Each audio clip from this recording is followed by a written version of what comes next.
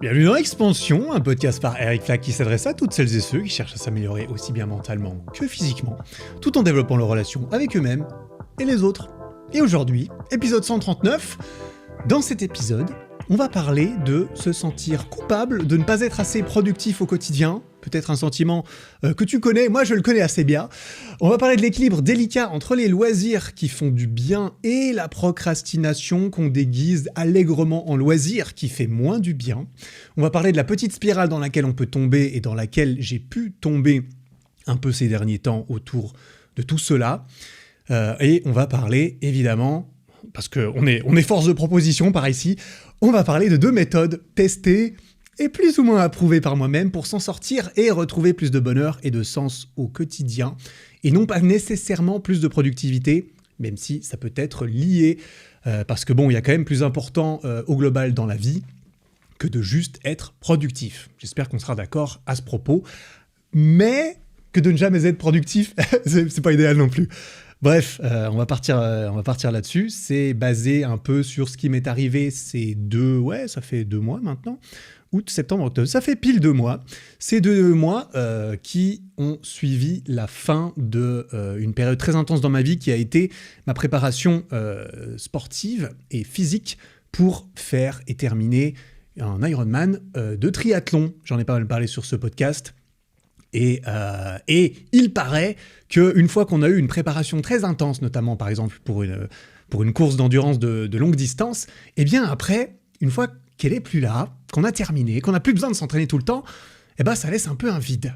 Il paraît que ça laisse un genre de blues, une espèce de déprime post-marathon, post-Ironman, post-ultra, post-gros projet qui prenait beaucoup de place dans notre vie et qui était intense physiquement et ou mentalement.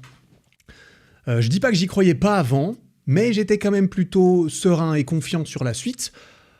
Alors clairement, je dirais pas que j'ai déprimé, mais il y a quand même eu des petites choses, et j'ai réfléchi et j'ai essayé de repartir du meilleur pied.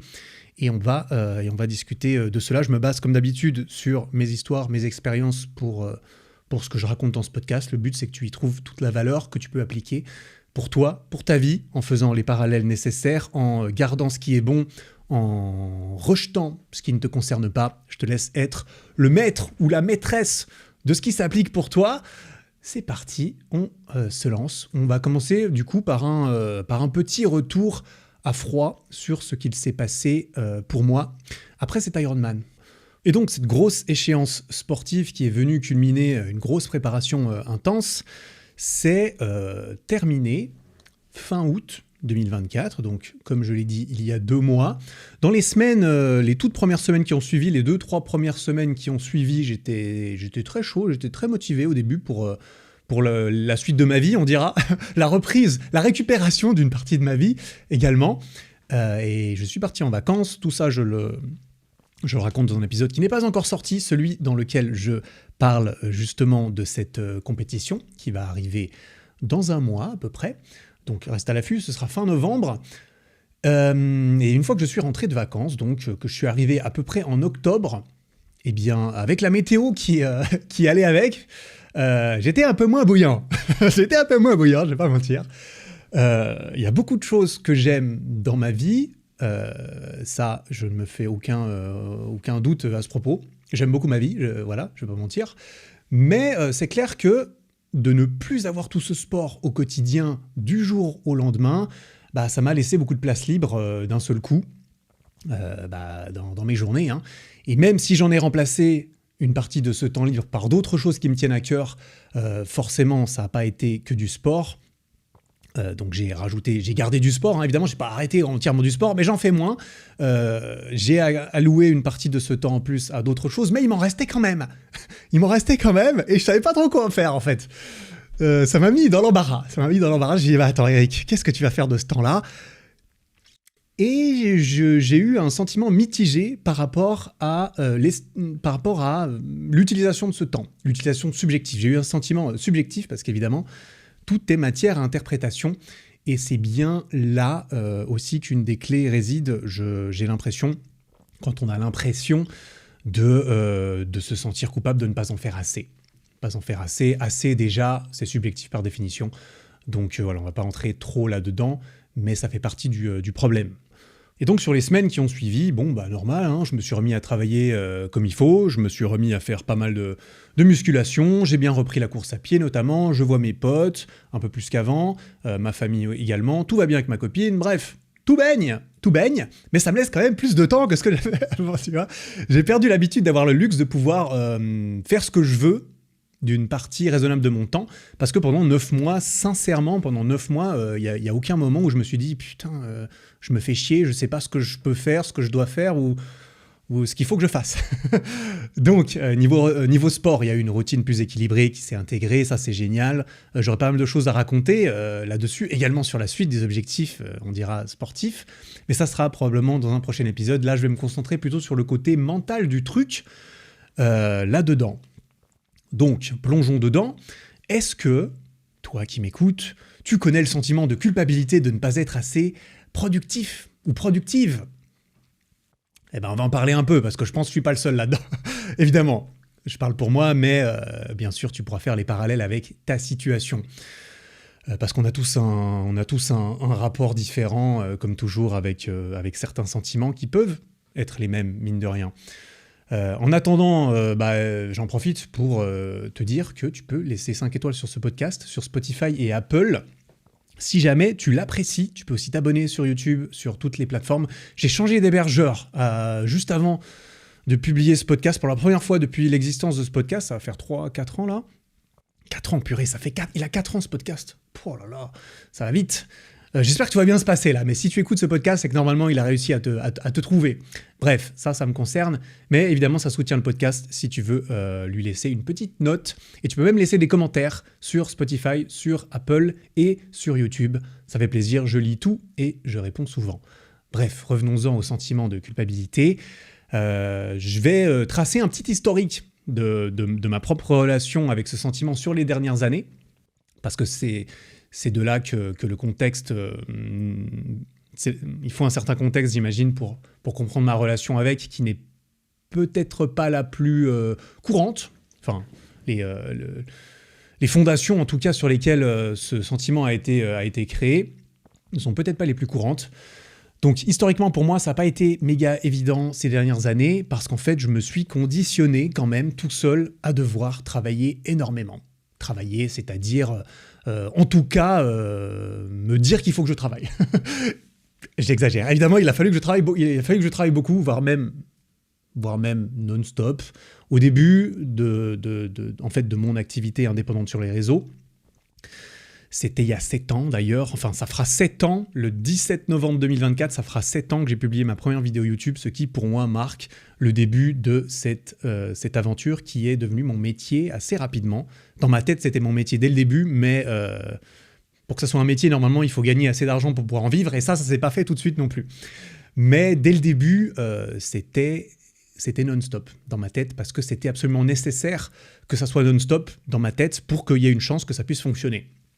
Et je suis hyper reconnaissant de l'opportunité, et je suis fier d'y être parvenu ensuite, parce que ça a été le cas. À présent, je peux me permettre de ne plus travailler non-stop, mais ça a toujours été difficile, durant ces 7 dernières années, de ne rien faire. Et rien faire, je mets des guillemets, tu vois. La notion de temps libre a toujours été très floue en ce qui me concerne. J'ai pas l'impression que j'avais du temps libre. J'ai pas l'impression que je voulais en avoir, en fait, non plus, hein, parce que j'aime mon travail, j'aime travailler. Plus je travaille, et plus je deviens meilleur à mon travail, et donc ce qui me fait que j'aime encore plus mon travail, et donc j'ai encore plus envie de travailler, jusqu'à un certain point en tout cas. Mon passe-temps, mon loisir, c'est mon travail. J'ai du temps libre aujourd'hui. J'ai du temps libre aujourd'hui, bah trop cool, je vais pouvoir travailler. Je vais pouvoir travailler, putain, c'est trop bien, j'adore. Donc voilà, évidemment, je conçois, c'est pas le cas de tout le monde, donc je suis reconnaissant de ça, d'aimer mon travail. Peu importe à quel point c'est grâce à moi ou pas que c'est le cas. En tout cas, j'ai une partie du mérite, ça c'est sûr et certain. Mais ça n'a pas non plus que des avantages, tout ça, notamment quand ton travail n'a pas de fin, quand tu le fais pour toi et quand tu le fais chez toi, c'est-à-dire au même endroit où normalement tu es censé vivre sans travailler. Voilà. Et ça, c'était d'autant plus fort les premières années, bien sûr, parce que c'était au début que je devais absolument me conditionner à travailler le plus possible. Mon identité est à présent fortement liée à mon travail, même si évidemment mon identité n'est pas entièrement définie par mon travail. Hein. Je suis aussi, ce qui fait partie de mon identité, je suis aussi un gars sportif.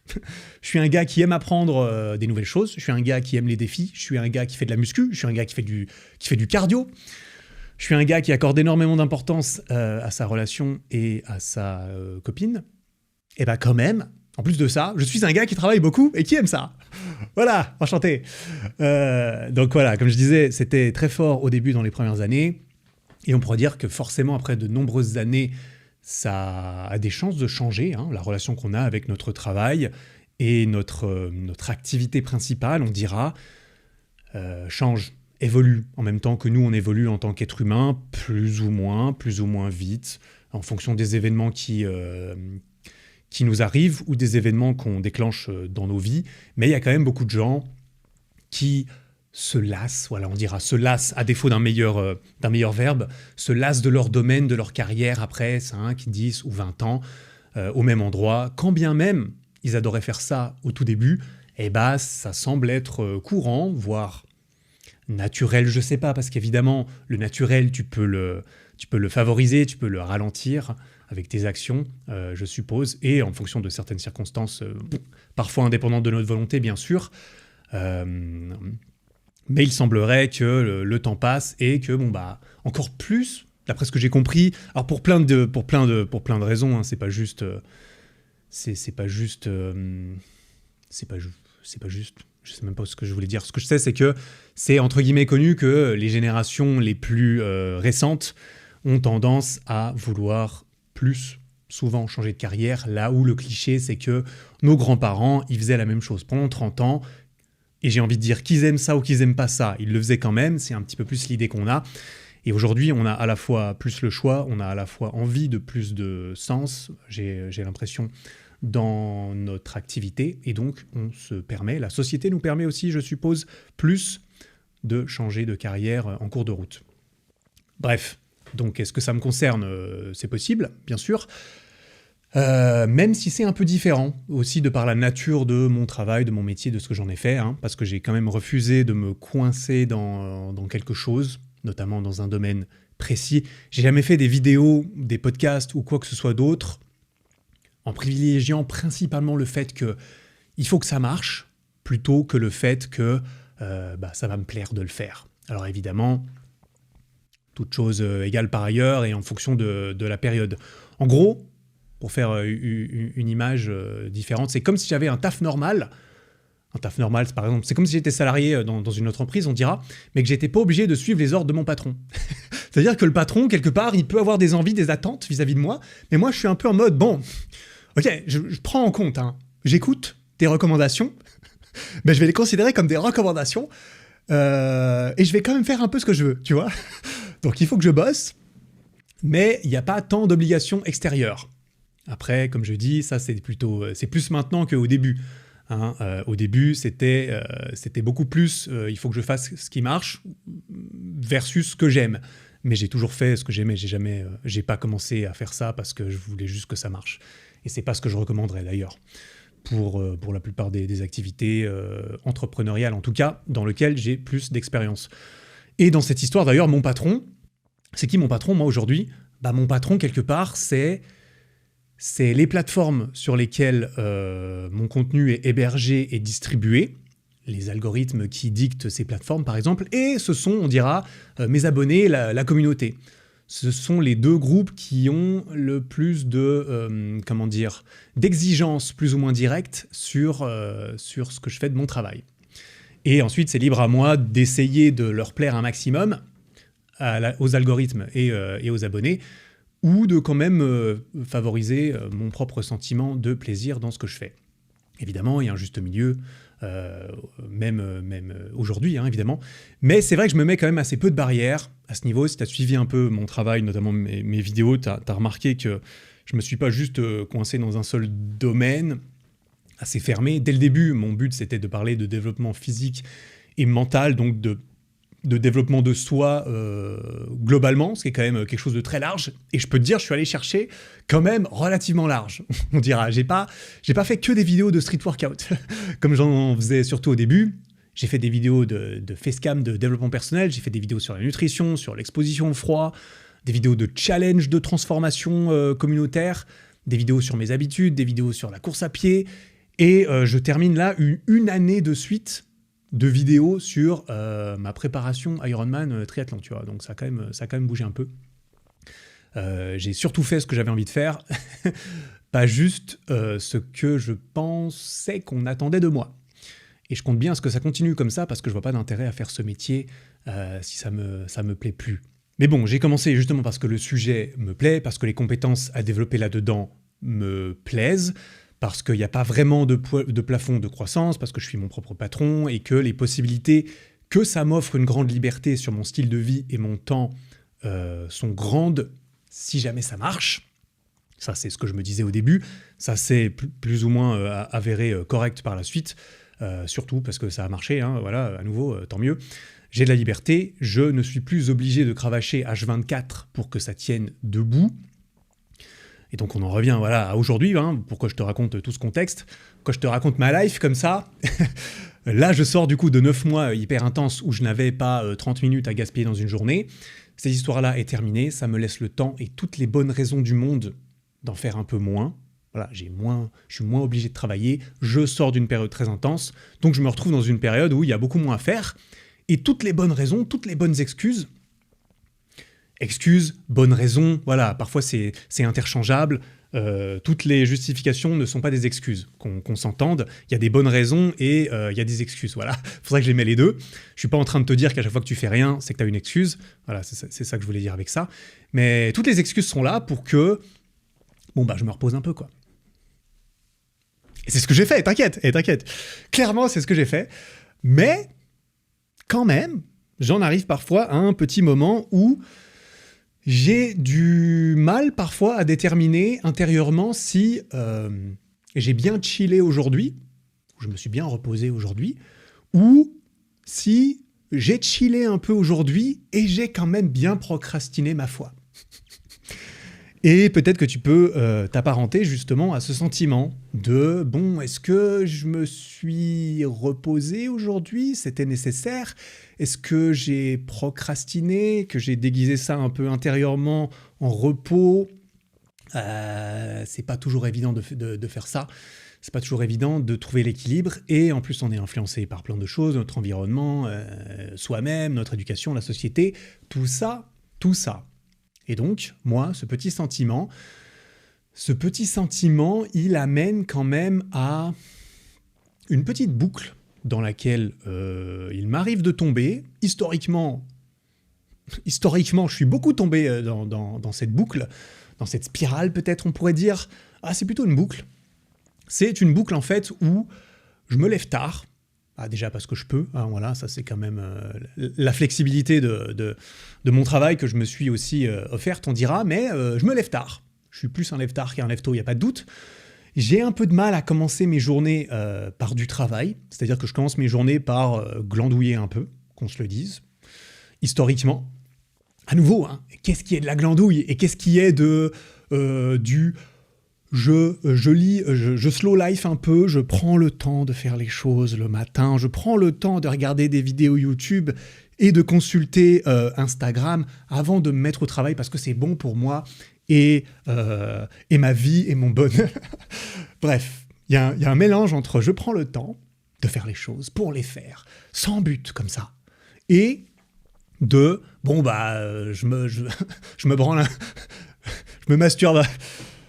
Non, on va rester poli. Je glandouille en regardant des vidéos ou en scrollant sur mon téléphone, notamment. Je ne fais pas nécessairement que ça, mais du coup, j'ai du mal à commencer mes journées de travail. Je commence à travailler plus tard, je commence à travailler un peu plus tard dans la journée. Ensuite, je vais au sport, je mange tout ça. On arrive le soir, il commence à être relativement tard, et je me dis « Ah purée, j'ai un peu glandouillé aujourd'hui ».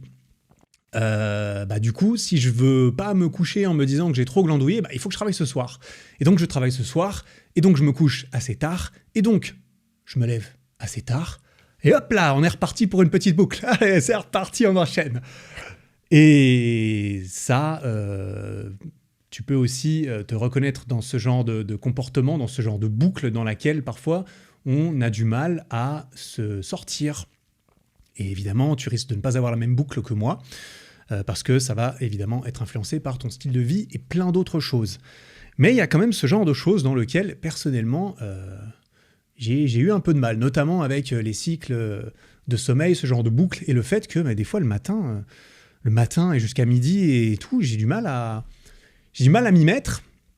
Et au lieu de profiter de ce moment où j'ai du mal à m'y mettre pour faire quelque chose, on dira pour moi, sincèrement, qui n'a pas de but de productivité par exemple, eh bien je reste dans un espèce de flou où je me dis qu'il faudrait peut-être que je fasse quelque chose, mais du coup je le fais pas, et du coup je culpabilise un peu de ne pas le faire alors que j'aurais pu, quitte à ne rien branler tous les matins, mais autant attribuer officiellement cette partie de la journée comme étant la partie de la journée où je ne branle rien, et j'ai le droit, et il n'y a pas de problème. Tu vois un peu le truc ? Et on va parler un peu de ça et de comment réussir à lâcher du lest sur ce genre de partie, notamment dans les méthodes que j'ai testées pour essayer de me sortir un peu de ce cadre mental, de ce cadre de cette boucle notamment. Et avec un peu de succès, même si je suis toujours en train d'expérimenter depuis 10 ans. Ça fait 10 ans que j'expérimente. Voilà, j'ai quelques résultats. J'ai quelques résultats à poser maintenant. Non, c'est pas vrai.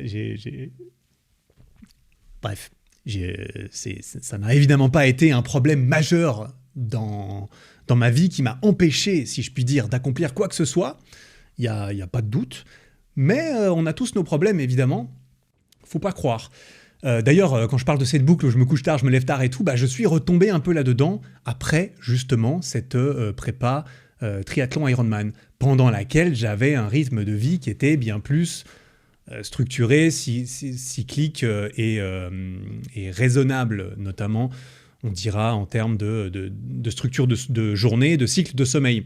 D'ailleurs, c'était un de mes objectifs de début 2024, que j'avais partagé au début de l'année dans un autre épisode, d'essayer de mieux gérer mes cycles de sommeil cette année, notamment pendant cette prépa triathlon, parce que ces objectifs-là étaient globalement centrés sur cette prépa. Donc pendant la prépa, c'était au top. Assez rapidement, j'étais bien calé, j'arrivais à ne pas me coucher trop tard, j'arrivais à toujours avoir assez de sommeil, c'était absolument primordial pour moi. Et maintenant que j'ai à nouveau un peu plus le choix, maintenant que j'ai à nouveau plus d'occasions, de bonnes raisons et d'excuses de chiller, c'est tout de suite plus difficile, je réalise quand même, tu vois. Et donc, comme je le dis, tout ça, ça me crée parfois un petit sentiment de culpabilité plus ou moins fort à la fin de mes journées. Et ceci est aussi dépendant d'à quel point j'arrive à classifier certaines parties de ces journées comme ayant été productives ou ayant été de la procrastination. Voilà. Et du coup, c'est aussi ça qui me fait me coucher tard. Tu l'as compris. Et ceci est un bel exemple de choses avec lesquelles j'ai quand même eu beaucoup de mal depuis toujours, sincèrement, malgré toutes mes tentatives. Et là, je parle de gérer assez bien mes cycles de sommeil, par exemple. Le fameux il faut se coucher à la même heure et se lever à la même heure tous les jours, mes couilles, tout ça. Moi, j'ai toujours eu du mal, j'ai toujours eu beaucoup de mal avec ça. J'ai toujours eu une grande variance là-dedans, toujours biaisée vers le je me couche vachement tard et je me lève tard. Notamment quand j'en ai l'opportunité, c'est-à-dire typiquement pendant mes études, parce que pendant mes études, j'avais beaucoup de liberté. Les moments où j'ai travaillé à temps plein, là, j'avais pas le choix, donc je me levais tous les matins. Et quand j'ai un cadre, je me conforme au cadre, comme la plupart des gens, comme tout le monde, j'ai envie de dire. On n'a pas trop le choix. Généralement, quand on a un emploi du temps et un cadre de travail assez fixe et strict, généralement, le travail, ça commence à 8h, ça commence à 9h, ça commence parfois à 23h et ça termine à 6h du mat'. Il faut s'y conformer, même si c'est peut-être pas le cycle qui serait le plus naturel pour nous que d'aller travailler la nuit ou que de se lever à 6h du mat' pour pouvoir être au taf à 8h. Mais quand il a fallu, évidemment, je l'ai fait. Mais sinon, j'ai toujours eu du mal et c'est souvent parti en couille. Et je sais que je ne suis pas le seul avec ça, clairement. Donc voilà, à mon avis, c'est normal si tu ressens la même chose parfois, que tu te sens un peu coupable vis-à-vis de ça, t'inquiète. En tout cas, si ça peut te rassurer, si ça peut me rassurer, On est beaucoup dans le même bateau, peu importe ce qu'on peut renvoyer de l'extérieur. Il y a beaucoup de gens qui galèrent intérieurement ou même extérieurement, mais intérieurement, bah, du coup, souvent, ça se voit pas. Même des personnes que tu peux plus ou moins admirer, respecter, tout le monde a ses propres forces et faiblesses. Tout le monde galère un peu. Si ça peut te rassurer, c'est pas parce que quelqu'un projette plus ou moins ostensiblement une réussite parfaite que c'est la vérité, sur mon avis. C'est pas le cas la plupart du temps. Et donc, maintenant qu'on a bien posé, le cœur du problème et que tu as pu comparer avec le tien, on dira qu'est-ce que j'ai fait, comment est-ce que j'ai fait pour m'aider à repartir dans une meilleure direction. On va partir de ce postulat un peu chaotique, un peu trop de chaos, voilà, comme toujours, polarité, ordre et chaos. Bah là, il y avait un peu trop de chaos dans ma vie et il a fallu essayer de trouver un moyen de mettre un peu plus d'ordre parce que il faut un certain équilibre, on ne peut pas y échapper. En tout cas, on n'a pas envie de tomber complètement d'un côté, j'ai l'impression. Car non, figure-toi que je ne suis pas resté sans rien faire, ni sans rien tenter face à ça. Ah, comment ça me connaît, tu sais. Moi, je suis toujours force d'initiative pour essayer de résoudre les problèmes de la vie et me développer personnellement. Mais oui, je suis ce genre de mec aussi, figure-toi. Voilà, tu l'avais pas encore compris. Si c'est le premier épisode que t'écoutes, bienvenue. Voilà, ça pose un peu le ton. Je te laisse aller écouter le reste du catalogue d'épisodes. Il y en a quand même bientôt 140 pour te faire les dents sur ce genre de concept. Pas que, bien sûr, mais il y en a pas mal à ce propos. Bref, je disais, j'ai essayé plusieurs méthodes, en tout cas 2 méthodes, que j'ai pu plus facilement distinguer et définir, on dira, 2 méthodes qui ont eu différents niveaux de succès, que je vais te détailler juste maintenant. Et quand je dis que le but c'était de repartir dans une meilleure direction, à nouveau, ça ne veut pas dire une direction obligatoirement plus productive dans le sens où on l'entend en général, c'est-à-dire vite, il faut que je me remette au travail, efficacement dans ma vie, parce qu'il n'y a que ça qui compte, la productivité, le travail, etc., etc. Non, mais plutôt une meilleure direction dans le sens où retrouver un peu plus de bonheur, un peu plus de sens peut-être, un peu moins de culpabilité au quotidien. Parce que généralement, il n'y a quand même pas mort d'homme, qu'on se le dise. Là, je pars évidemment du principe que je m'adresse à des personnes qui écoutent du podcast, qui ont le luxe de faire ça, qui sont dans une société développée, etc., etc. Quand tu scrolles sur TikTok 1h30 par jour, bon, ça ne tue personne. Je pense pas que ça favorise ton futur, ni que ça aide grand monde. Mais voilà, après, chacun se fait son avis là-dessus. Et la plupart des gens, je pense, ne sont pas... peuvent ressentir un certain degré de culpabilité après avoir passé beaucoup de temps sur ce genre d'activité. En tout cas, moi, c'est le cas.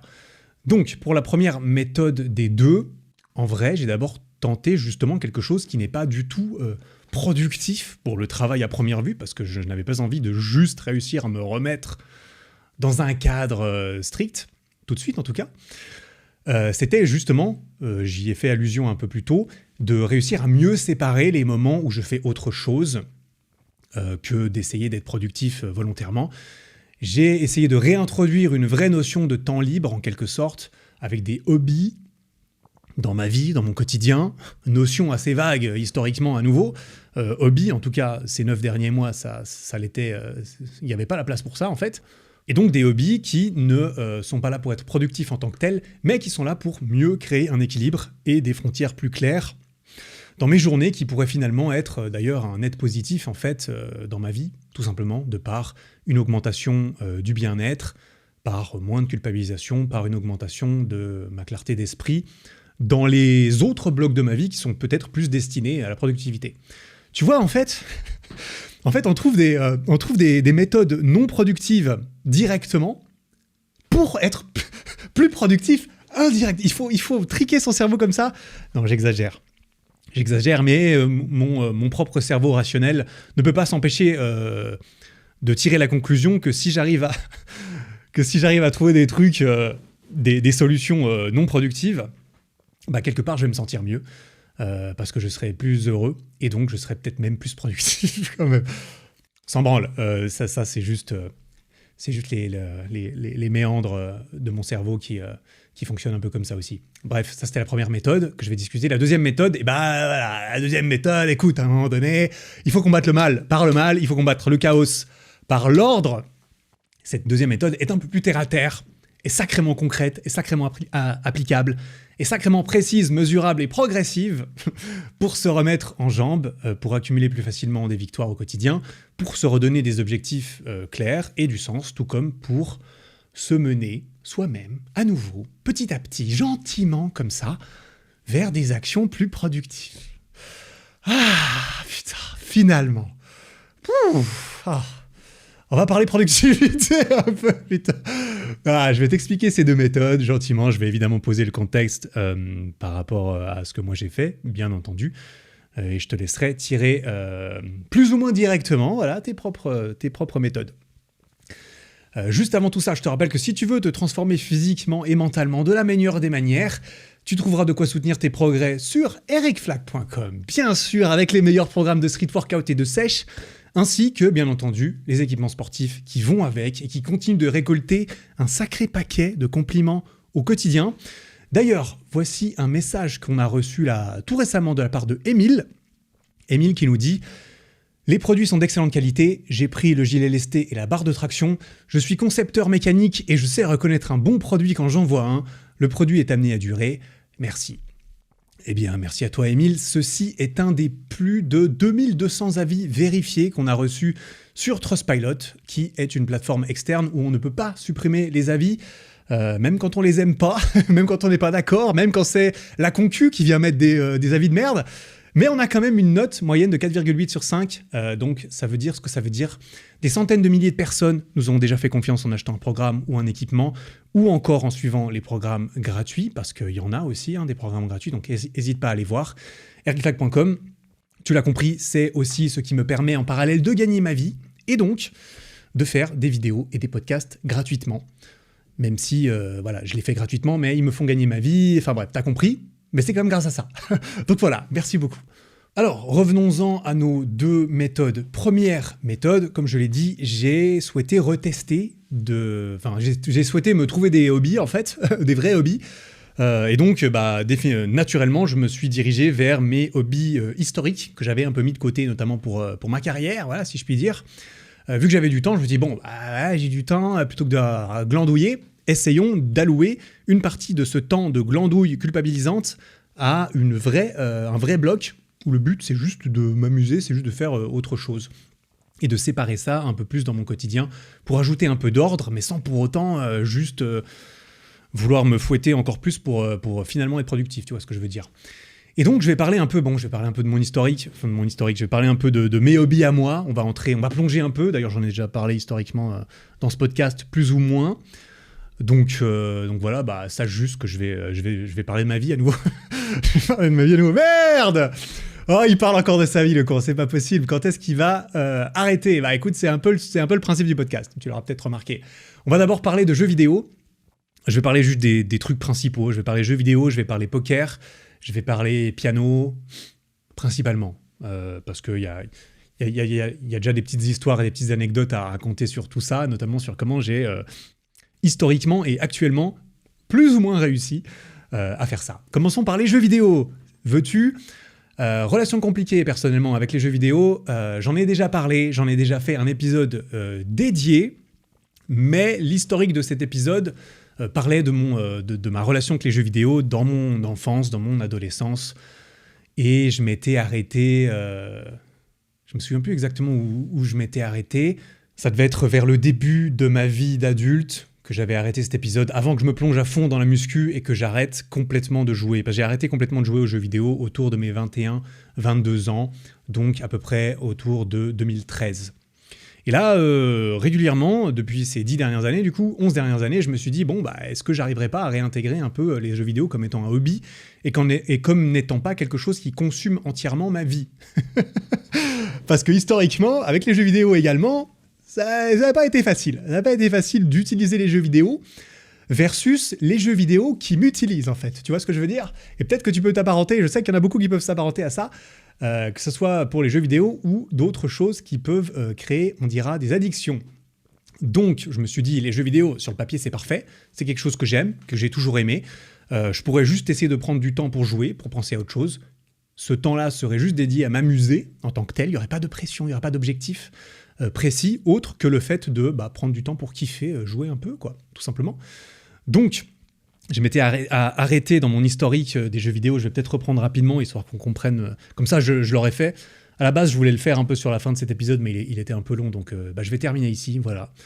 Je vais terminer ici. Ma relation, ces 10 dernières années, oh, ça va être vite fait, hein, ça va être vite fait, j'ai pas tant que ça de trucs à raconter. En 10 ans, il s'est pas passé énormément de choses. C'était le but, c'était nécessaire, je pense, pour me concentrer sur des choses plus productives dans ma vie, comme ma carrière. Voilà. Tout est question d'équilibre, à nouveau. Mais ce qui s'est passé, c'est que donc vers 21-22 ans, j'ai arrêté en 2013, j'ai arrêté de jouer aux jeux vidéo. J'ai fait de la muscu, je me suis concentré sur mes études, et puis ensuite j'ai fait des vidéos à 27 ans. Je n'avais jamais vraiment retouché aux jeux vidéo. Mais juste avant le confinement, donc c'était début 2020 je crois, je m'étais dit tiens, je vais tester à nouveau d'inclure un peu du... parce que là, à ce moment-là, c'est quand... Oui, j'habitais déjà chez moi, donc ça y est, début 2020, YouTube, j'en vis, c'est mon métier, j'arrive à gagner ma vie avec...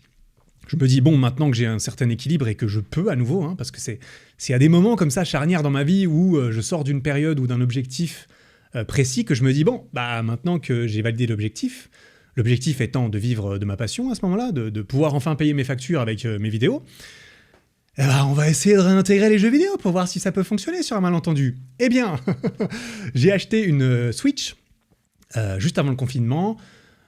Je ne savais pas que le confinement allait tomber, bien sûr. J'avais acheté Zelda Breath of the Wild. J'avais acheté Super Smash Bros. Ultimate aussi, avec la Switch début 2020. Tester une reprise, voir comment ça allait se passer. Bon, Smash, j'ai testé un peu. J'ai dû jouer 2 jours. Je pense que j'ai dû jouer 2 jours à ce jeu. C'est un jeu de compétition, c'est un jeu de multijoueur en plus. En fait, pour moi, je ne pouvais pas jouer à ce jeu où le but, c'est de devenir meilleur, on dira, le but. En bref, je me voyais pas jouer encore moins tout seul, ça n'avait aucun sens de jouer seul à ce jeu, déjà, on dira, mais en plus, je me disais, ok, vu mon caractère, soit je vais envie de jouer à fond pour devenir fort, soit j'ai pas envie de jouer du tout parce que j'ai pas envie de devenir moyen, tu vois. C'est un peu comme ça que je voyais le truc. Bref, voilà, ça, c'était aux oubliettes très rapidement. Zelda, par contre, c'est un jeu où tu joues tout seul, il n'y a pas de compétition, il n'y a pas de compétition.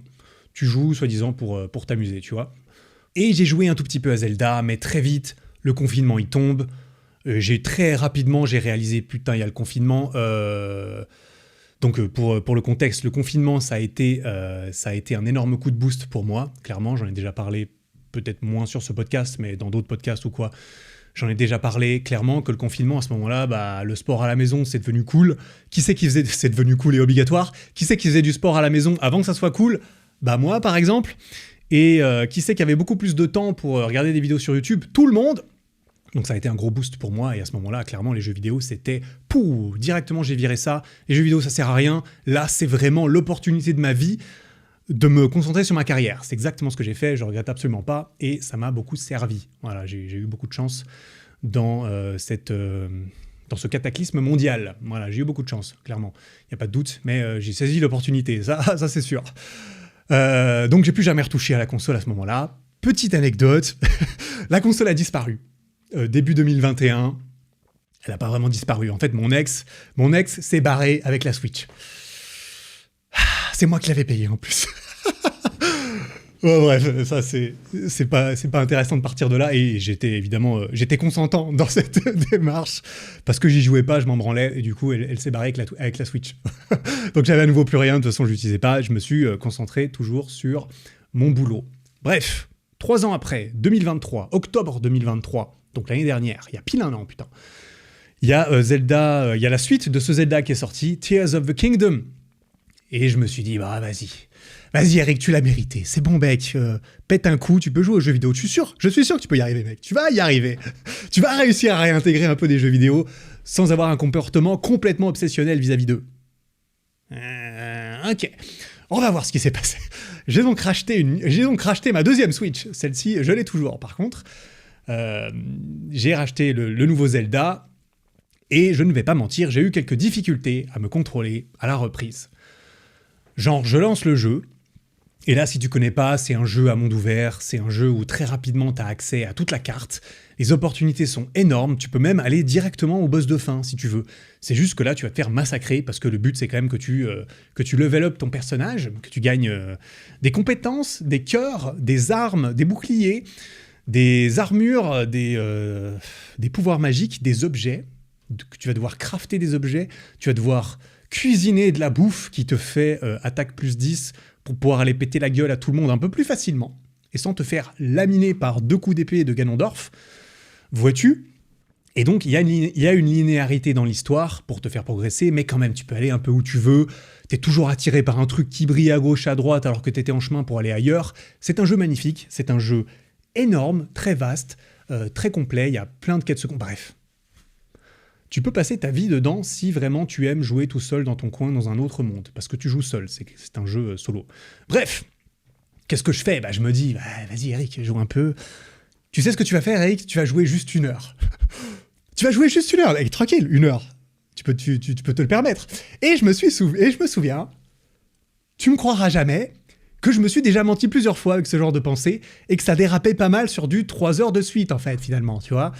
Tu pars 1 heure, et puis il y a toujours un petit truc en plus, et puis de toute façon, personne m'en empêche, personne ne va directement me... En plus, personne ne va directement me dire « Bon, Eric, tu joues trop aux jeux vidéo ».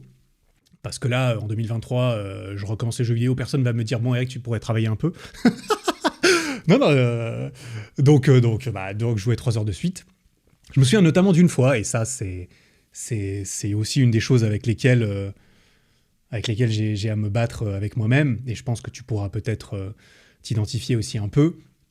Petite anecdote sur une session un soir, je me souviens, une session de 3 heures, 3 heures et demie peut-être, je me perds dans le jeu, je progresse, je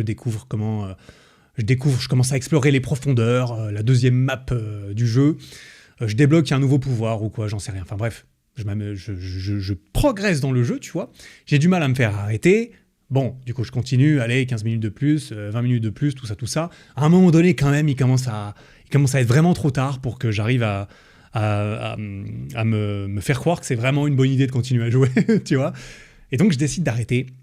J'éteins la console, je regarde autour de moi, je rechange de dimension, je reviens dans mon corps, je regarde autour de moi, il est 1h du mat', j'ai pas compris où sont passées les 3-4 dernières heures, je me réveille dans mon corps, et j'ai, tu vois, ce sentiment d'avoir vraiment bien progressé dans le jeu. Là, vraiment, Link, dans le jeu, il a bien level up en 3 heures. Et là, je récupère la vie de Eric. Et la vie de Eric, au mieux, elle a stagné pendant ce temps-là. Pire que ça, même, vu ce que j'aurais pu faire à la place, comme dormir. Et dormir, je pense que c'est quand même un assez bon bail, en général. Et je me retrouve avec Eric qui, lui, a régressé, en fait. Quelque part, à nouveau... On y vient, tu l'as compris, le but c'est pas nécessairement le jugement de c'est bien, c'est pas bien, de mais oui mais tu peux jouer, mais oui mais moi on s'en branle, toi tu fais ce que tu veux, moi aussi je juge pas. Le but c'est pas nécessairement de juger, c'est de péniblement, petit pas par petit pas, se rapprocher un peu d'un équilibre peut-être illusoire, mais un peu moins chaotique. Chacun son équilibre, bien sûr. Mais c'est pour dire que moi, là, je me réveille et je me dis, mais putain, mais qu'est-ce que j'ai fait, quoi? Mais qu'est-ce que j'ai fait? Mais où? Qu'est-ce que... Oh non, je crois que c'est terrible. J'ai investi dans cette réalité virtuelle et j'ai troqué le futur pour le présent. Et ça, il n'y a pas de mal, mais toujours dans un certain équilibre. Si continuellement tu troques ton futur pour le plaisir actuel, eh bien, on sait le genre de quotidien dans lequel on peut se retrouver, qui est toujours agréable, c'est même pas toujours agréable sur le moment, parce que des fois, quand vraiment tu boucles depuis longtemps, quand vraiment tu spirales depuis longtemps, t'es dans le plaisir immédiat constamment, mais quelque part, tu te dégoûtes un peu toi-même en même temps. Soi-disant, ça te fait plaisir de taper 12 pornos par jour, de manger que de la malbouffe, que de privilégier tout ce qui est bon maintenant... mais tu sens que ça monte un peu en toi quand même, le dégoût versus le plaisir. Enfin bref, ça, je n'ai jamais dépassé ce genre de barrière, ce genre de limite où peut-être que tu spirales pour de bon jusqu'à taper le fond ensuite. Ça m'est jamais arrivé, tant mieux, je croise les doigts. pense être suffisamment armé aujourd'hui pour que ça ne m'arrive pas, mais vu ma personnalité, on ne sait jamais. Donc, il y a des garde-fous qui sont en place, notamment le garde-fou qui est « Putain Eric, t'as joué 4 heures de suite aux jeux vidéo, est-ce que c'était la meilleure idée ?» Enfin bon, voilà, ça c'était une anecdote qui résume aussi un peu cet épisode de octobre à novembre 2023 qui a duré très peu de temps. Pourquoi ? Parce que le 27 novembre 2023, début de ma préparation Iron Man, et je n'ai plus jamais touché à la Switch à partir du moment où je me suis lancé là-dedans. Pourquoi ? Parce que j'ai retrouvé un truc sur lequel m'obséder un coup, tu vois, voilà, ça a très bien marché, c'était plus productif, c'était mieux en fait, sincèrement, hein. C'était clairement, j'ai adoré cette expérience, là où, si j'avais passé 9 mois à jouer aux jeux vidéo autant que j'ai fait du sport, bon, je pense que j'aurais moins apprécié pendant/après coup. Quoi qu'il en soit, j'ai plus jamais retouché. Moi, je suis vraiment du genre, je me suis mis dans un autre truc et là, j'avais vraiment plus le temps pour jouer aux jeux vidéo, voilà, pas d'équilibre, c'est tout ou rien, voilà, bienvenue. Et donc, si je te raconte ça, c'est parce que j'ai récemment, voilà, on en arrive aujourd'hui, excuse-moi, on raconte des histoires, mais bon, on est là pour ça aussi un peu. Récemment, ces derniers temps, ces 2 derniers mois, j'ai essayé de nouveau, avec ce nouveau temps que j'ai pu décider d'allouer en tant que temps libre, j'ai décidé de jouer à nouveau. Énième tentative dans ma vie, tu l'auras compris, de réintégrer les jeux vidéo comme un hobby. Je sais pas, je force, je continue à croire qu'il existe une réalité dans laquelle je vais y arriver. Et, spoiler, je m'en sors pas trop mal. Ça s'est pas si mal passé. Alors, ça c'est pas toujours facile de rester équilibré avec ma tendance naturelle de faire le forcené, mais avec des choix, avec des expériences, avec le fait que ça n'ait pas marché plusieurs fois, forcément que je suis le genre de mec, je crois, qui apprend de ses expériences et qui donc essaye de ne pas répéter la même chose en espérant un résultat différent. Et je crois que je m'en sors quand même un peu de mieux en mieux. À chaque itération, je pars un petit peu moins dans la débauche, tu vois. Et donc, c'était dans l'ensemble plutôt concluant. J'ai pas repris Zelda parce que ça m'a saoulé, tout simplement. Je sais pas, j'étais au milieu d'un truc, je savais que je m'étais arrêté au milieu d'une quête, j'ai complètement oublié ce que je devais faire pour la suite, ça m'a saoulé. Je me suis dit, bon, m'en branle, j'ai envie de faire autre chose. Et j'ai plutôt décidé d'aller me baigner dans la nostalgie là, parce que c'est ça que j'aime beaucoup aussi dans le jeu vidéo. Moi, ça me ramène à un temps, un ancien temps. Ah là, la belle époque où rien ne comptait dans ma vie, à part les jeux vidéo. J'avais beaucoup moins de responsabilités. Alors, il y a des bonnes choses dans le fait de ne pas avoir de responsabilités. Il y a des moins bonnes choses dans le fait de ne pas avoir de responsabilités. On a beaucoup moins de pouvoir, généralement, sur sa vie quand on n'a pas de responsabilité. Je pense, quoi qu'il en soit.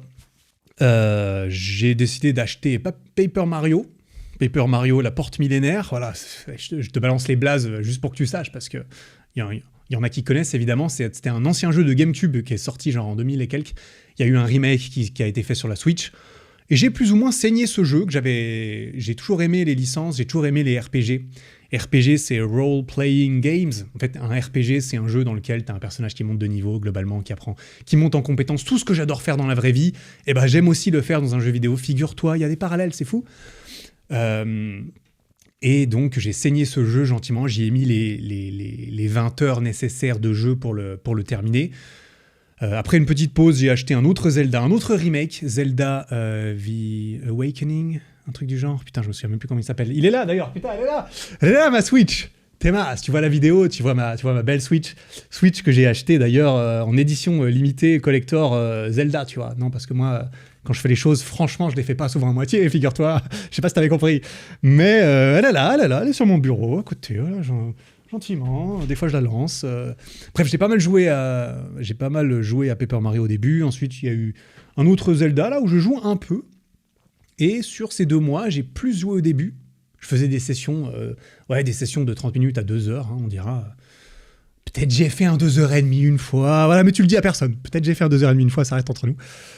Mais en moyenne, ça va. Surtout que c'est pas que je me suis lassé, mais j'ai réussi à... voilà, comme d'habitude, ça part assez fort. Et ensuite, ça se stabilise. Le pendule entre dans son groove infini, qui est un petit peu moins de variance et qui est un petit peu plus proche du point d'équilibre, on dira. Et je joue un peu moins. Il y a moins de Ouais, bref, ça va en fait. Dit absolument tous les mecs qui ont des problèmes d'addiction dans leur vie. Ouais, ça va, je m'en sors bien en ce moment. Non, c'était la merde avant, mais maintenant j'y arrive bien. Je fume beaucoup moins aujourd'hui. Oui, je vais toujours souvent au casino, mais je perds moins. En ce moment, je dirais que je suis à peu près break-even. Je suis à peu près à zéro, tu vois. Dit tous les mecs qui perdent de l'argent, mais qui disent à leur entourage qu'ils sont à peu près à zéro, tu vois. Là, évidemment, pas de jugement, c'est plus pour rigoler. D'ailleurs, on va parler de poker juste après. Mais c'est pour dire que c'était sympa de réintégrer un peu le jeu vidéo. J'ai d'ailleurs remarqué qu'en déplacement, c'est très sympa aussi. Déjà, j'arrivais un peu à créer pour en revenir au sujet, j'ai arrivé à créer des espaces, parfois même le matin, parfois même avant de commencer ma journée, de me dire, Eric, c'est pas grave, t'as pas envie d'essayer de faire semblant de travailler, et pose-toi sur le canapé dans le salon, tu sors la console, tu joues 1h30, puis tu t'immerges un peu dans ce jeu sans complètement t'oublier, et quand tu en ressortiras, tu auras au moins profité de ce temps. Et j'ai réussi à faire ça. Et j'ai découvert typiquement qu'en déplacement, comme je disais, c'est très sympa aussi quand il n'est vraiment pas question de faire quelque chose de productif parce que c'est pas le moment, c'est pas l'heure. Quand je suis dans le train, dans l'avion, par exemple, là, on a fait un petit week-end, un long week-end à Édimbourg, en Écosse, au Royaume-Uni, et je me suis dit, putain, mais je vais prendre ma Switch dans l'avion. Et l'avion est passé, mais comme as. C'est passé super vite. C'était génial. J'étais beaucoup moins inconfortable dans mon siège d'avion parce que j'étais en train de terminer 1 ou 2 donjons sur Zelda, tu vois. D'ailleurs, j'en profite très rapidement, Édimbourg, très sympa. Agréablement surpris par cette ville, que c'est surtout ma copine de base qui voulait aller visiter. Période d'octobre, avec un peu de brume, mais on a eu du beau temps. Une ville absolument magnifique. Vraiment, l'architecture en pierre, incroyable. J'ai beaucoup, beaucoup aimé cela. Je ferme la parenthèse, c'était juste mon avis vite fait. En bref, pour conclure avec ces jeux vidéo, pour l'instant ça va, ça remplit le rôle que je voulais. J'ai pu faire ma pause, j'ai pu m'amuser, faire une pause et décider de jouer 1 heure à un jeu vidéo et d'en ressortir assez content. C'est beaucoup, beaucoup mieux, d'après mon expérience, que de faire une pause. Mais pendant la pause, je vais scroller sur les réseaux sociaux sans réfléchir. Et donc, par l'intervalle, en parallèle, je me fais bombarder par des pubs, je me fais bombarder par des idées, je me fais bombarder par des potentielles comparaisons malsaines. Non, c'est beaucoup mieux, en fait, de quand même changer de monde, d'aller jouer avec Mario, avec Zelda, avec Link. C'est beaucoup mieux plutôt que de passer sa pause à se faire tirailler de tous les côtés sur un réseau social, typiquement. Donc, j'aurais envie de dire, jeux vidéo, bien mieux que le scrollage intempestif, je trouve. Et donc voilà, écoute, j'ai envie de dire, on se tient au courant pour la suite, potentiellement. Là, ça a bien marché. J'aurais envie de dire, je recommande. Alors évidemment, je recommande les jeux vidéo, notamment dans mon contexte à moi. C'est d'après mon expérience que j'aurais tendance à... Voilà, je pense que tu as bien compris. Peut-être que ça peut être une solution pour toi. En tout cas, je suis assez content de voir que j'ai réussi à moins culpabiliser, on dira, vis-à-vis de ça, de par mon historique de sentiment de culpabilité plutôt pas courant, mais qui arrive de temps en temps, clairement. Donc voilà, je vais jouer encore un peu, là, on verra. Là, je joue moins ces temps-là, ça fait quelques jours que j'ai pas joué. Mais quand j'ai envie, je le fais beaucoup plus facilement. Et évidemment, je suis pas à l'abri du jour au lendemain de tout arrêter, à nouveau, de plus jamais y retoucher pendant 3 ans, parce que, je sais pas, il y aura un nouvel objectif sportif ou professionnel ultra prenant. J'ai pas envie de les enchaîner, tu comprends, c'est pour ça que j'ai terminé mon Ironman, j'ai pas envie de directement repartir sur un truc de ouf. J'ai envie de trouver un équilibre, tu comprends? Un équilibre entre les trucs de ouf, mais pas tout le temps, tous à la suite non plus. D'ailleurs, il y a un nouvel objectif sportif qui se dessine, enfin, il se concrétise d'ailleurs, je sais déjà à peu près certainement ce que c'est. Donc j'en parlerai sûrement prochainement, mais c'est pas encore d'actualité. De toute façon, avant que la prochaine vidéo, la vidéo ultime sur cette prépa Ironman, cette vidéo qui va être la meilleure vidéo de ma chaîne, j'en suis assez sûr, et la plus intense en émotion, crois-moi, avant que cette vidéo sorte, il n'est pas question de réfléchir à la suite. La suite ne commence même pas. La potentielle prépa ne commence de toute façon pas avant que tout ceci est terminé. Mais on continue. Terminé avec ces jeux vidéo, du coup, je vais passer peut-être un peu plus rapidement, on va voir, sur autre chose que j'ai testé pendant cette période qui est la réintégration de jouer un peu au poker dans mon quotidien. J'en ai parlé sporadiquement dans certains épisodes de ce podcast. Si tu les as tous écoutés, tu m'as déjà entendu en parler rapidement, mais je vais très vite poser un tout petit contexte. C'est que le poker, j'étais à fond dans le poker de mes 17 à 21 ans environ. Ça a fait une espèce de transition entre les jeux vidéo et la muscu, on dira. Et j'ai toujours aimé ça depuis. J'ai toujours trouvé que c'était un jeu fascinant, et je suis effectivement pas le seul. Je précise, pour ceux qui connaissent pas du tout, le poker, c'est un jeu d'habilité, de compétences, de mathématiques et de chance, bien entendu. Mais ce n'est pas un jeu de pur hasard où le hasard est largement majoritaire. C'est pas un jeu où mathématiquement le joueur est perdant toujours à long terme et le casino ou la maison sont les seuls qui gagnent. Ça, c'est le cas de tous les autres jeux de casino en général, par contre. La roulette, le blackjack, les machines à sous, là, t'es perdant, c'est sûr. C'est mathématique, pour le coup, t'es perdant. On peut devenir joueur pro de poker, on peut être gagnant, on peut en faire son métier, sa vie. Ça a été un vague objectif dans la mienne à un moment donné, dans cet espace-temps de 17 à 21 ans. J'ai vite déchanté quand j'ai réalisé que je n'aimais pas passer toute ma journée soit dans une salle, mais ça je l'ai jamais vraiment fait, mais en tout cas devant mon ordi à jouer en ligne. Bref, de toute façon j'étais jeune, j'étais en pleine construction encore. Bref, j'ai changé d'avis, on dira. Ce qui est sûr, c'est qu'être joueur pro, ça demande un travail énorme, ça demande une hygiène de vie au millimètre à mon avis. Mais il n'empêche que le casino gagne toujours, hein, ça c'est sûr. Le casino, c'est vraiment la banque. La banque, si je puis dire, c'est le seul acteur, t'es sûr, il gagne tout le temps. Le casino, c'est pareil. Mais tu peux gagner toi quand même. Tu peux gagner si suffisamment d'autres personnes perdent. Tu gagnes. C'est comme ça que ça fonctionne. Et donc, mathématiques, je ne vais pas rentrer dans le truc, mais tu peux lisser la chance et la malchance, notamment en jouant beaucoup. Bref, je ne vais pas rentrer dans les maths du truc, mais en gros, si tu es meilleur que les autres, ça va pouvoir se voir et ça va pouvoir se chiffrer de façon moins variable, avec un certain volume, c'est-à-dire en jouant beaucoup. Bref, tout ça pour dire, j'en profite d'ailleurs, pendant que j'y suis, tout ce qui n'est pas du poker pour moi, tous ces jeux d'argent et tout, c'est de la merde. Ça m'a jamais attiré.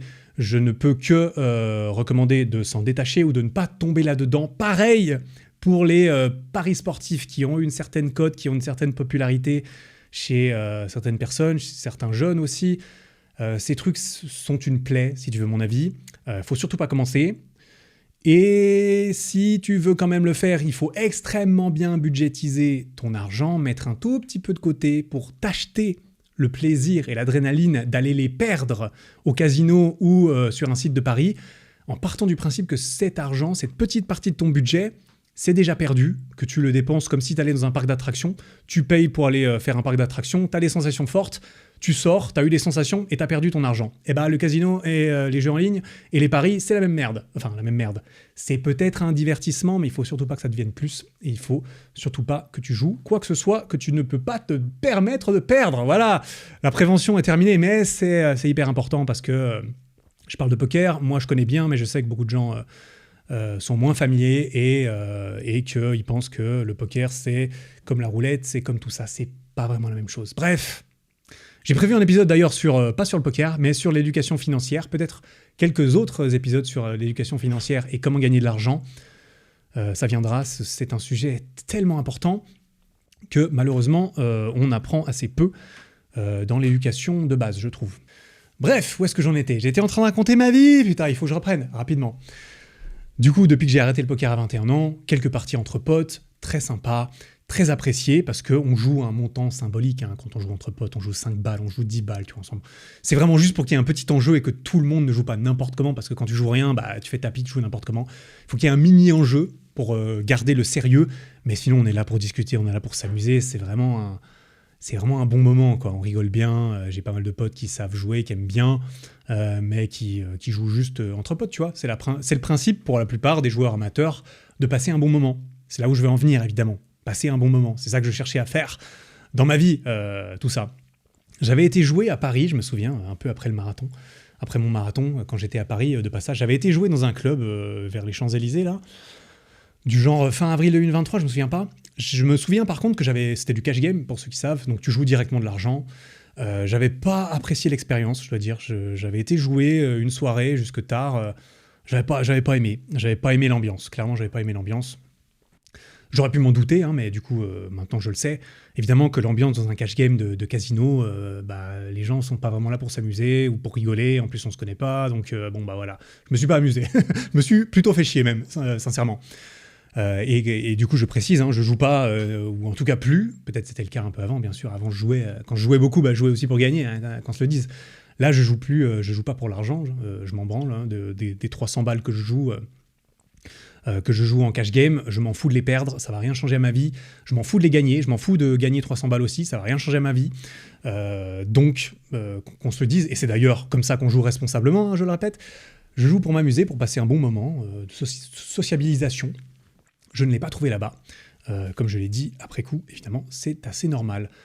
Mais là, ces derniers temps, ces 2 derniers mois, je me suis repris à me dire, je sais pas quoi faire, je vais regarder du poker. Parce que j'ai toujours adoré regarder des émissions de poker ou des vidéos de poker, mais tu sais, le genre de poker en live, où tu vois les gens jouer en live, tu vois leurs cartes, et puis tu as un commentateur. Hein, c'est comme du commentaire sportif, sauf que là, on a coupé au montage tous les moments chiants où il se passe rien, parce qu'au poker, il y a beaucoup de moments où il se passe rien.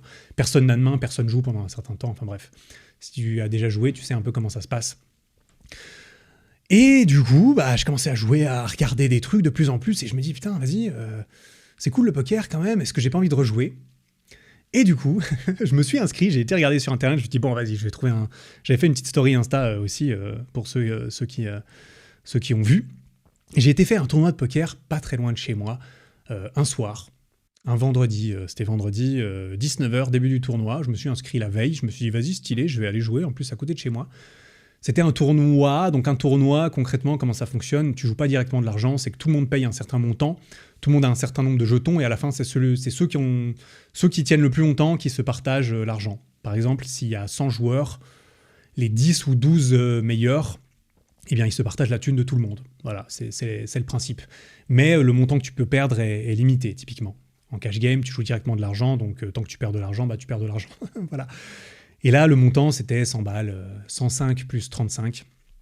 Donc j'ai payé 100 balles, en gros, qui allait dans le lot que tout le monde pouvait gagner, et 35 balles en plus. Ça, c'est ce que tu payes pour l'organisation, évidemment, parce qu'il faut que les organisateurs gagnent de l'argent, quand même. Ils font pas ça. Voilà, c'est le casino, et le casino gagne toujours. Et donc, voilà, là, c'est pas un casino, évidemment, c'est une association. Bref, super ambiance.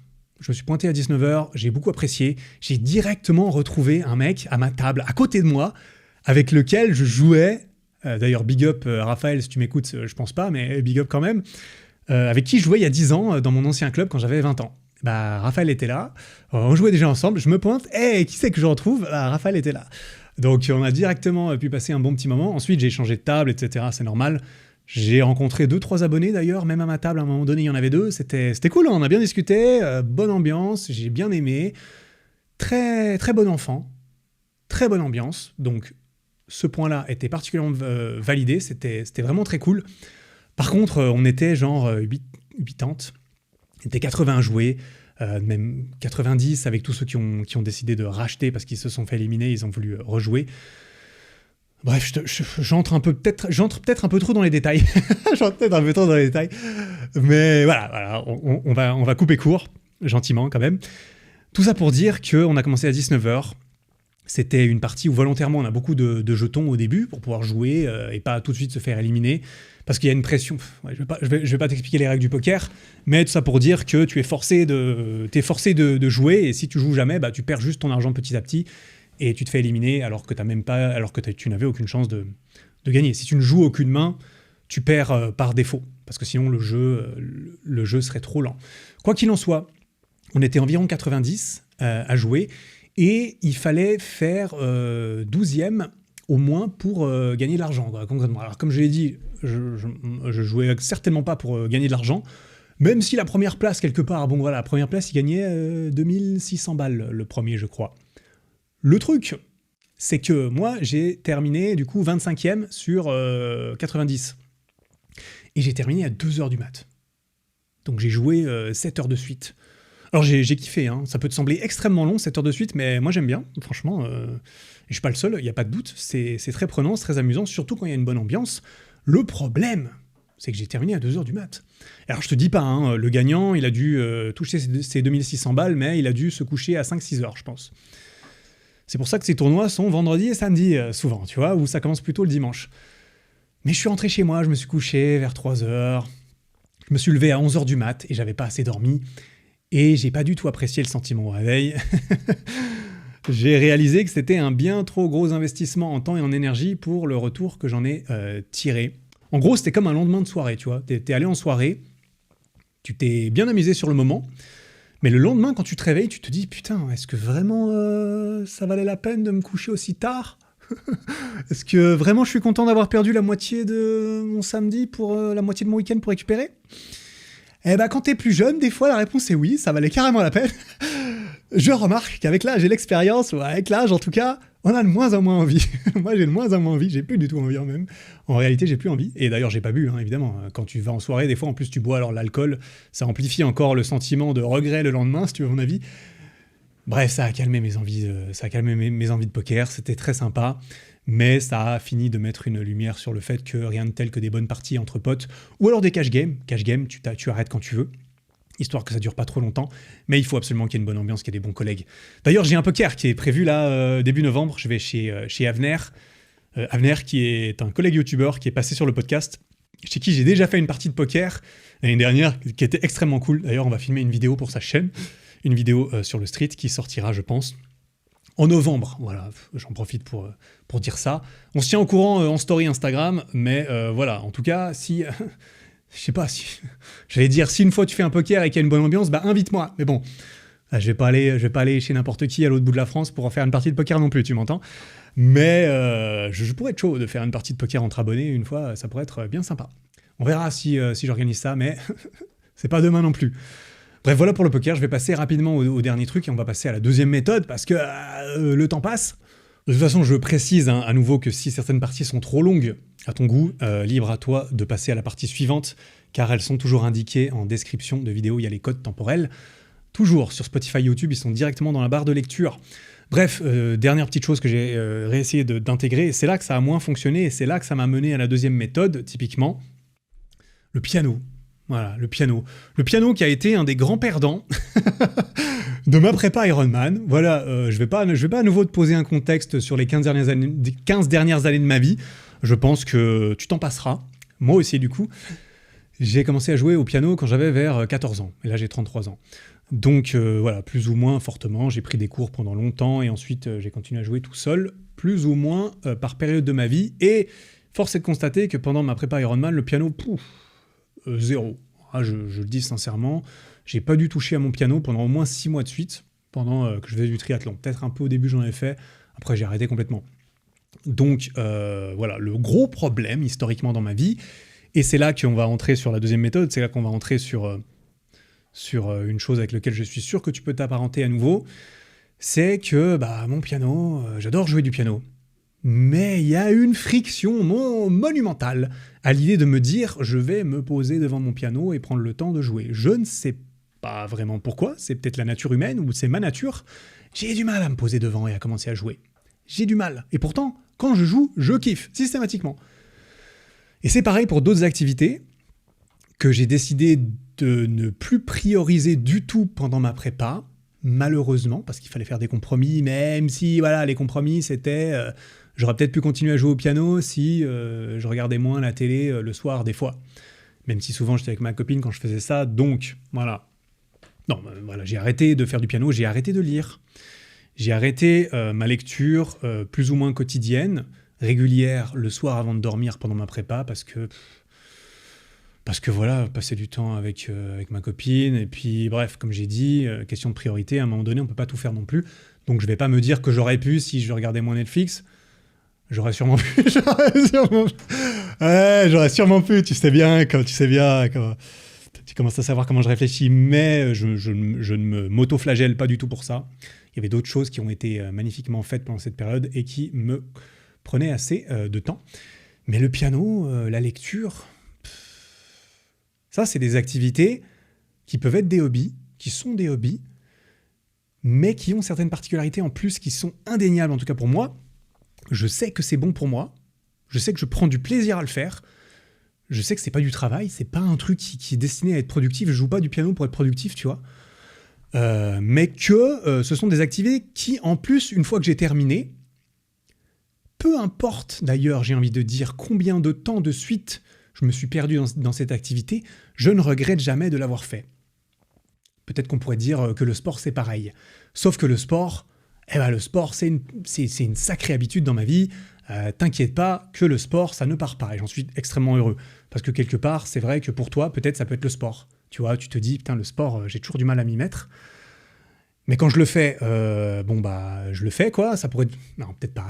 peut-être que t'as pas envie que ça dure trop longtemps. Mais même si ça a duré longtemps, après coup, tu regrettes pas. Tu regrettes pas de l'avoir fait, tu regrettes pas d'avoir commencé et de t'être donné les moyens de le faire. Et tu te dis pas que tu as perdu ton temps et que tu aurais mieux fait de travailler à la place ou de faire autre chose. Il y a certaines choses comme ça, j'ai l'impression, elles ont que des bénéfices. Elles sont tout bénéf. Tout bénéf. Est-ce que ça coche toutes les cases? Oui, sauf une. C'est que c'est pas facile de s'y mettre, putain. C'est pas facile. Je trouve, pour moi, alors ça peut le devenir. Pour moi, le sport, c'est assez facile de m'y mettre. C'est assez facile d'aller à la salle. C'est assez facile de mettre mes chaussures pour aller courir. Parce que je sais que je vais kiffer. Parce que vraiment, j'ai intégré ça comme des bonnes... c'est dans mon identité. C'est des habitudes vraiment putain de gravées dans qui je suis. En tout cas, jusqu'à présent. Et il y a d'autres choses qui ont aussi des bénéfices qui sont bonnes sur toute la ligne. Je kiffe, c'est bon pour moi, c'est bon pour mon équilibre, c'est bon pour tout, mais putain, j'arrive pas. J'arrive pas facilement, comme ça, à m'asseoir et me dire, je vais m'asseoir et lire. Je vais aller au lit plus tôt pour prendre le temps de lire. Et ça, j'ai eu du mal, alors que ça aurait été des hobbies parfaits à intégrer dans mon quotidien. Et c'est aussi devant ce constat que la deuxième méthode dont je t'ai parlé a germé dans mon esprit. Mais avant, tu l'as compris, je ne vais pas donner plus d'exemples. Donc, si tu sens, pour conclure, on dira avec cette première méthode, si tu sens que tu as un souci similaire au mien pour la gestion de tes loisirs, eh bien, voilà, pour résumer, je pense que tu l'as compris, essayez de mieux séparer les choses de façon concrète, de prendre des vraies pauses. Tente. Si tu sens que tu as du mal à culpabiliser, mec, tu sens que c'est un peu chaotique, si tu veux essayer de réintroduire un peu plus d'ordre, mais sans pour autant te forcer à faire des choses qui soient trop productives, qui demandent trop d'efforts, trouve des choses que tu aimes, souviens-toi des choses que tu aimes faire, souviens-toi qu'il fut un temps où tu passais du temps à lire des BD, par exemple, et que en fait, tu l'as remplacé par d'autres activités qui te font un peu plus culpabiliser encore. Comme par exemple les réseaux sociaux, voilà, toujours ils ont bon dos les réseaux sociaux, mais désolé, c'est vrai que suivant ta démographie, suivant l'âge, ta génération, il y a plus de chances que comme moi, tu passes beaucoup de temps dessus et que tu sois pas toujours satisfait du temps que tu es passé dessus. Voilà, n'oublie pas que tu peux essayer, je t'encourage, je l'ai fait, j'ai testé, j'ai approuvé. Ça marche des fois, ça marche pas toujours. Tu peux essayer d'allouer du temps juste pour toi, comme ça, juste pour t'amuser et d'essayer de formater cela de façon à profiter vraiment et de ne pas te dire que tu aurais dû faire autre chose à la place. Non, il y a un temps pour profiter dans la vie. On dira. Je t'encourage à tester. Voilà, on va passer du coup à la deuxième méthode. Et là, je précise tout de suite, voilà, ça n'a rien de révolutionnaire, je n'ai rien inventé, mais il n'empêche, c'est une méthode simple, efficace et gratuite qui peut notamment aider à commencer quelque chose. Tiens, ou à accomplir certaines actions. C'est ce qu'on pourrait tout simplement résumer à un tracker d'action, un tracker d'habitude. Concrètement, pour ceux qui ne sont pas familiers, et encore, il y a quelques twists ou détails à ce propos que je trouve très importants à préciser. Concrètement, c'est tout simple. Tu définis des petits objectifs, tu définis des petites actions, petites, plus ou moins petites, ou des nouvelles habitudes, pour vraiment aller dans le tracker d'habitude, mais pas nécessairement des habitudes que tu cherches à intégrer, ça peut juste être des actions pour lesquelles tu veux t'aider à te lancer ou à faire régulièrement. C'est des choses que tu souhaites faire régulièrement ou alors que tu souhaites intégrer ou renforcer. Et rien de tel pour intégrer ou renforcer quelque chose que de le faire régulièrement. Le plus simple, le plus efficace, Tu choisis une chose à faire. Par exemple, on prend un exemple basique pour pas y passer 3 heures et que tu comprennes très bien de quoi je parle. Tu choisis une chose, une action que tu veux, que tu aimerais, que tu souhaiterais faire tous les jours, sans exception. On reviendra, il peut y avoir de la nuance, mais on va partir là-dessus. Tous les jours sans exception. Cette chose, il est préférable qu'elle corresponde à la plupart des critères d'un objectif dit SMART. SMART étant un acronyme. Ça, j'en ai déjà parlé dans l'épisode 58 de ce podcast sur comment créer, je sais plus le titre, comment créer un bon objectif et le meilleur système qui va avec, quelque chose comme ça, un ancien épisode, mais toujours autant d'actualité. Donc, je ne vais pas refaire tout l'acronyme, mais concrètement, ces petites actions, ces petits objectifs doivent pouvoir être formulés de façon spécifique, de façon mesurable, en plus, bien sûr, d'être pertinent pour toi, d'être réaliste et de pouvoir être réalistement contenu au sein d'une même journée parce que tu as envie de le faire tous les jours, tu vois. Donc, il faut que ça soit très précis. Il faut que ça soit « oui, j'ai fait cette action », « non, j'ai pas fait cette action ». Mais il n'y a pas de gris. Il y a noir et blanc, là. Là, pour le coup, on est dans du noir et blanc. C'est binaire. C'est oui ou non. Il n'y a pas d'interprétation. Par exemple, faire 10 pompes tous les jours. Bien sûr, ça peut être faire une pompe tous les jours, ça peut être faire 100 pompes tous les jours. C'est toi qui choisis, c'est toi qui adaptes, c'est toi qui choisis l'action, c'est toi qui choisis l'échelle. Il faut que ça fasse du sens pour toi, tu l'as compris. Mais là, c'est clair et net. Tous les jours, tu sauras si oui ou non. Voilà, sinon, il faut vraiment se mentir extrêmement fort. Si tu as fait tes 10 pompes avant d'aller te coucher. Il n'y a pas matière à négocier avec toi-même sur « Ah, mais est-ce qu'on ne pourrait pas compter ça comme une pompe ? Est-ce que quand je me suis levé sur mon lit parce que je dors sur le ventre, quelque part, il y a eu une espèce de répulsion avec mes bras ? Est-ce que ça compte pas comme une pompe ? Non, ça compte pas comme une pompe. Je suis désolé, il faut être honnête. Soyons honnêtes. Non, il fallait te mettre par terre, n'importe où, au travail, aux toilettes, devant ta douche, à côté de ton lit, t'as fait tes pompes ou pas. C'est évidemment un exemple facile, mais tu peux choisir plein d'autres choses. Avec des unités de mesure, c'est toujours plus simple. Ça peut être des répétitions, comme pour les pompes, ça peut être du temps, des minutes, ça peut être un nombre d'actions à répéter, etc., etc. Ça peut être quelque chose à faire une fois ou pas. Il faut juste qu'il y ait une unité de mesure claire pour qu'on puisse évidemment mesurer. C'était dans la définition du truc. Et donc, on continue l'exemple rapidement. À partir de là, tu as choisi ton truc, une seule chose. Là, il faut imprimer ou acheter un calendrier. Un calendrier avec le mois en cours. Et l'idée, c'est que, évidemment, tous les jours, tu coches une croix dans la case du jour en question si tu l'as fait, et tu ne coches pas de croix si tu ne l'as pas fait. Et ça, c'est une étape extrêmement importante et, à mon sens, c'est vraiment la plus puissante qu'il y ait. Parce que, évidemment, du coup, ce que je dis comme étant très important, c'est d'imprimer, c'est d'acheter, c'est d'avoir physiquement quelque chose sur lequel au stylo, au crayon, faire ta croix. Bien mieux, je trouve justement, de l'avoir en physique, plutôt que, et c'est bien mieux, c'est à mon sens plus concret, plus satisfaisant, que de cocher une case dans les notes de son téléphone ou sur une application, même s'il y a des applications de tracker d'habitude qui sont sûrement très bien faites, je dis pas, mais je trouve que c'est encore mieux de le faire physiquement. Ou pire encore, c'est évidemment bien mieux que de simplement même se faire la liste. Ok, je vais faire 10 pompes tous les jours, mais de ne pas mesurer, de ne pas cocher de croix quelque part. Cocher une croix, c'est génial. Cocher une croix physique, c'est encore mieux. Parce que j'ai pas besoin de t'expliquer, je pense, trop longtemps, dans tous les sens, à quel point c'est motivant et gratifiant de cocher une case tous les jours et de voir tous les jours la série de petites cases cochées qui sont cochées les unes après les autres et de se dire « Putain, mais j'ai pas envie de casser ma chaîne de coche à la suite.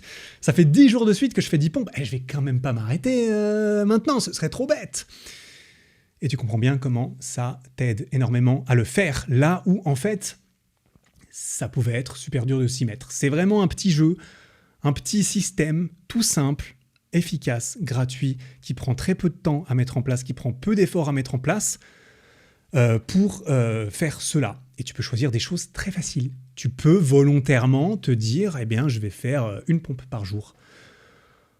C'est peut-être pas le meilleur exemple. Je vais aller courir 5 minutes par jour. Et là, forcément, tu peux te dire, bon, le plus dur pour moi, c'est de mettre les chaussures et d'aller courir. Bon, une fois que j'ai couru mes 5 minutes, maintenant que je suis lancé, autant faire un peu plus. Alors, tu peux évidemment utiliser ça pour t'aider à commencer les choses. Ce qui est d'ailleurs toujours le plus difficile, je trouve, comme je l'ai dit et comme je l'ai exemplifié juste avant. Pour moi, c'est souvent commencer les choses. Le plus dur, c'est pas de continuer à les faire. C'est d'ailleurs quelque chose que j'aborde dans mon TEDx. Encore et toujours apparemment, mais je pense que peut-être le prochain épisode, je le ferai dessus. Tout ça pour dire, t'as un très bon moyen, je ne peux que t'encourager. Et évidemment, je t'encourage à l'implémenter. Et évidemment, il y a plein de nuances, plein de variations. Tu peux choisir de faire les choses tous les jours, tu peux choisir plusieurs choses à faire, plusieurs choses à mettre sur ton tracker. Tu peux choisir des choses que tu vas juste essayer de faire un certain nombre de fois par semaine. Par exemple, toutes les bonnes actions, on dira, ne sont pas nécessairement bonnes à faire tous les jours, comme par exemple du sport.